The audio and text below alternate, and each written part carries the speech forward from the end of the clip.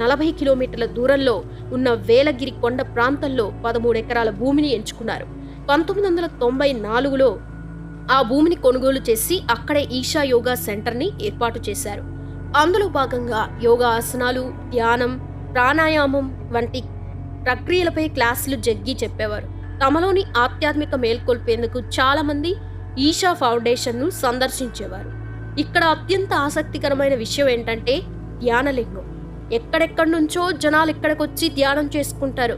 ఈ ఈషా ఫౌండేషన్ ఆధ్వర్యంలో తర్వాతి కాలంలో అనేక యోగా సెంటర్లలో ప్రపంచవ్యాప్తంగా ఏర్పాటయ్యాయి. ఈషా అనే పదానికి అర్థం దివ్యమైన స్వరూపం. సద్గురు అందించే ప్రతి కార్యక్రమం ఈషా యోగా అనే పేరు కింద అందిస్తున్నారు. ఈషా ప్రధాన కార్యక్రమం ఇన్నర్ ఇంజనీరింగ్.